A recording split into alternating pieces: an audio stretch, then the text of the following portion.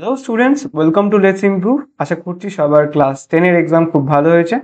তো আজকে আমরা চলে এসেছি ক্লাস 11 এর স্টুডেন্টদের জন্য খুবই একটা ইম্পর্টেন্ট ভিডিও। তোমরা সকলেই জানো যে তোমাদের এখন আর 11 এর একটা পরীক্ষা হয় না, তোমাদের 11 এ এখন দুটো পরীক্ষা হয়ে গেছে।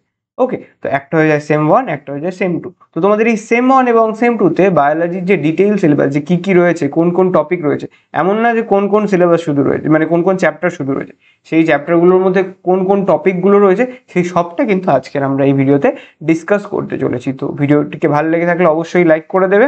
চলো উইদাউট এনি ফার্দার ডিলে আমরা কিন্তু আমাদের সেশনটিকে স্টার্ট করি। ফার্স্টে আসি আমরা সেম 1 এর কথায়। ওকে, তো সেম 1 এ আমাদের তিনটে ইউনিট রয়েছে। ফার্স্ট ইউনিট কি রয়েছে?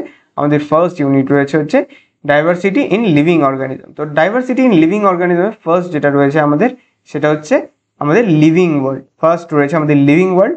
তো লিভিং ওয়ার্ল্ডের আমাদের বায়োডাইভার্সিটি, নিড ফর ক্লাসিফিকেশন, যে ক্লাসিফিকেশন কেন দরকার পড়লো, বাইনোমিয়াল নোমেনক্লেচার, এক্সেট্রা এক্সেট্রা। এখানটা তোমরা এটা স্ক্রিনশট নিয়ে নেবে অবশ্যই। তো এই জিনিসগুলো কিন্তু রয়েছে। ওকে, এরপরে আসি আমরা বায়োলজিক্যাল ক্লাসিফিকেশন, 5 কিংডম ক্লাসিফিকেশন, আর এইচ উইটেকারের, যেটা তোমরা পড়বে, খুবই ইম্পর্টেন্ট।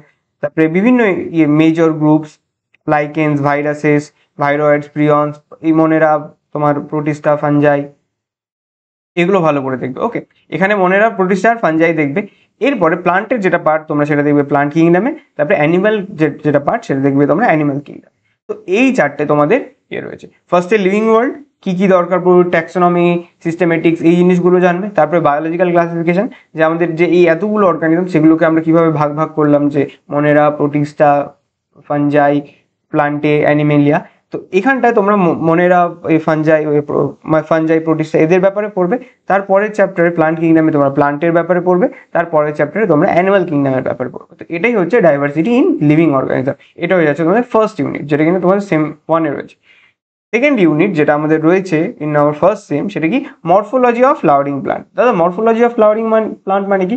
মরফোলজি কথার অর্থ হচ্ছে বাহ্যিক বৈশিষ্ট্য। আমাদের যে ফ্লাওয়ারিং প্লান্ট, মানে অ্যাঞ্জিওস্পার্মের কথা যেগুলো তোমরা আশা করি পড়ে এসছো, অ্যাঞ্জিওস্পার্ম। তো অ্যাঞ্জিওস্পার্ম যেগুলো রয়েছে, বা যেখানে যেই প্লান্টগুলোতে ফুল হয়, যারা যারা জানো না, যেই প্লান্টগুলোতে আমরা ফুল দেখতে পাই তাদের যে বাহ্যিক বৈশিষ্ট্য, সেই বাহ্যিক বৈশিষ্ট্যের ব্যাপারে আমরা এই মরফোলজি অফ ফ্লাওয়ারিং প্লান্টে পড়বো।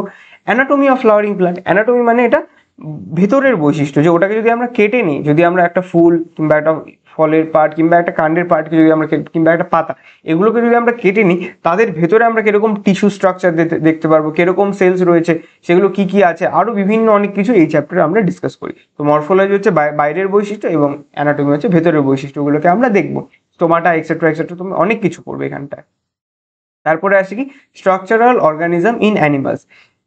অ্যানিমালসের টিস্যু কিরকম হয়, কি কি টিস্যুস থাকে, কোনটার কি কি কাজ থাকে, এক্সেট্রা এক্সেট্রা, কিন্তু আমরা এই চ্যাপ্টারে ডিসকাস করে থাকি। তো এই তিনটে হয়ে যাচ্ছে তোমাদের second unit, structural organisation in plants and animals. Okay, তো এগুলো তুমি পড়বে, যে একটা প্লান্টের কি কি মানে একটা প্লান্ট কিংবা অ্যানিমালে তাদের স্ট্রাকচারে, তাদের যে বৈশিষ্ট্য, কিরকম স্ট্রাকচারাল বৈশিষ্ট্য তারা হোল্ড করে, সেই জিনিসগুলো কিন্তু তোমরা এই সেকেন্ড ইউনিটে জানবে। থার্ড ইউনিটে তোমরা কি পড়বে?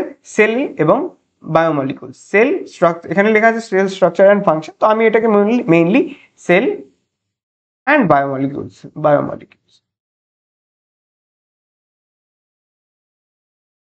সেল এবং বায়োমলিকুলস বলি। তো সেলে ফার্স্টে তোমরা কি পড়বে?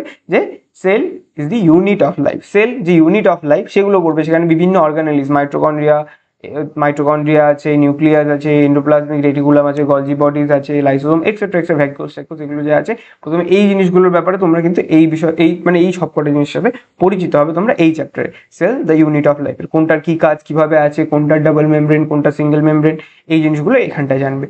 তারপরে তোমরা পড়বে হচ্ছে cell cycle and cell division. মাঝখানেটা বাদ দিলাম, আগে এটা বলি, cell cycle and cell division. একটা সেল থেকে কি করে দুটো সেল হচ্ছে, মাইটোসিস, মিওসিস, এই জিনিসগুলো তোমরা এখানটায় ক্লিয়ার করবে। আমি জানি অনেকের হয়তো মাইটোসিস এবং মিওসিসে অনেক কনফিউশন আছে, তো তোমরা কিন্তু এই মাইটোসিস, মিওসিস এই চ্যাপ্টারে গিয়ে একদম প্রপারলি বুঝতে পারবে কি হচ্ছে, কোথায় কোনটা হচ্ছে, মাইটোসিস কোথায় হচ্ছে, মিওসিস কোথায় হচ্ছে, কিভাবে হচ্ছে, কোনটার দুটো পার্ট, কোনটা একটা পার্টই হয়ে যায়, এই জিনিসগুলো এখানটায় জানবে। তো এটা হয়ে যাচ্ছে তোমাদের সেল সাইকেল এবং সেল ডিভিশন। ওকে, কোষ বিভাজন যেটাকে আমরা বলি। এবার আসবো আমরা বায়োমলিকুলস কি দাদা?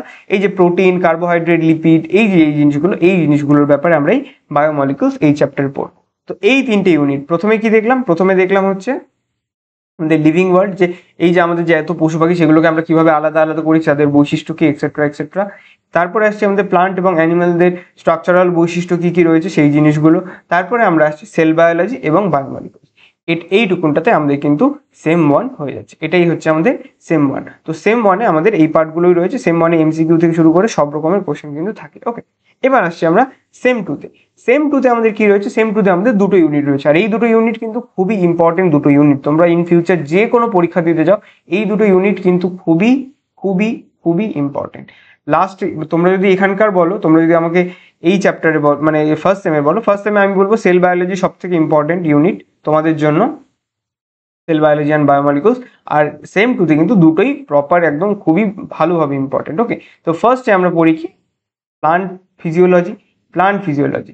প্লান্টের যে ফিজিওলজিটা কিরকম সেগুলো আমরা পড়বো। তো সেক্ষেত্রে আমরা প্রথমে আমরা পড়বো ফটোসিনথেসিসে কোন কোন পিগমেন্টস থাকছে, কিভাবে হচ্ছে ফার্স্ট ফটো সিস্টেম কি, সেকেন্ড ফটো সিস্টেম কি, বিভিন্ন কিছু C3 cycle, C4 cycle, camp pathway etcetera etcetera কিন্তু আমরা এই জিনিসে জানবো। সাইক্লিক, নন সাইক্লিক এই জিনিসগুলো আমরা ফটোসিনথেসিসে জানবো।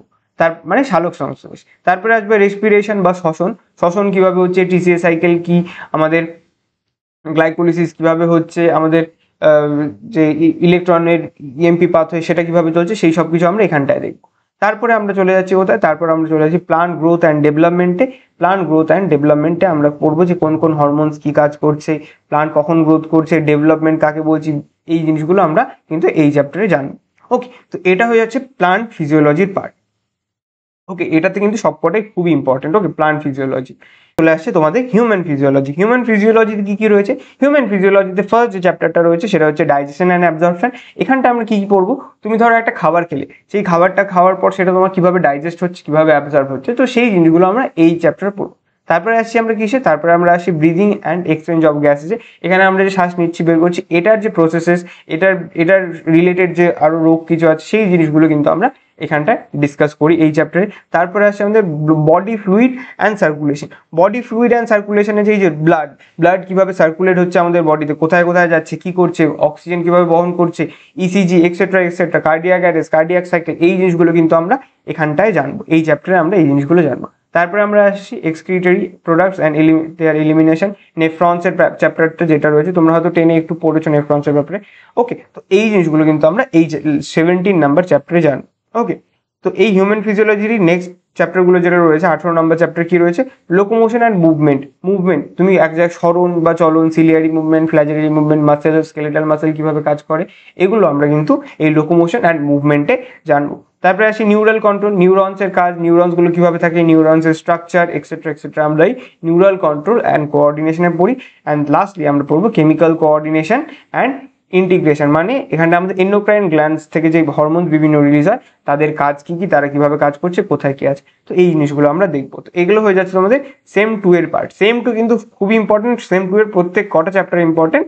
আর এখানে সেম 1-এর জন্য যদি আমাকে বলতে হয়, সেম 1-এর জন্য ইন ফিউচার, এগুলো কিন্তু ইন ফিউচার বলছি, এমনি তোমাদের ক্লাস 11-এর জন্য সবই ইম্পর্টেন্ট, বাট আমি ইন ফিউচার যারা কম্পিটিটিভ এক্সামের জন্য প্রিপেয়ার করবে তাদের জন্য বলে দিচ্ছি। সেল বায়োলজি খুবই বেশি ইম্পর্টেন্ট, আর এখান থেকে মরফোলজি অ্যান্ড অ্যানাটমি খুবই important of flowering plant. Okay, এই জিনিসগুলো ভালো করে দেখবে। তো আজকের মতন এতটাই students, bye bye, take care, have a great day. তো ভিডিওটিকে ভালো লেগে থাকলে অবশ্যই লাইক করে দেবে, প্রিয় বন্ধুদের সাথে শেয়ার করে দেবে, এবং চ্যানেলটিকে ভালো লাগে থাকলে অবশ্যই সাবস্ক্রাইব করে দেবে। আমরা কিন্তু তোমাদের মতন 11 এবং 12 এবং বিভিন্ন কম্পিটিটিভ এক্সামের স্টুডেন্টসদের জন্য বিভিন্ন রকম ভিডিও নিয়ে আসি, তো অবশ্যই কিন্তু সেগুলো তোমাকে বিভিন্নভাবে হেল্প করবে, তাই অবশ্যই সাবস্ক্রাইব করে দিয়ে বেল আইকনটিকে প্রেস করে দেবে। তো আজকের মতন এতটাই, bye bye, take care, have a great day, tata.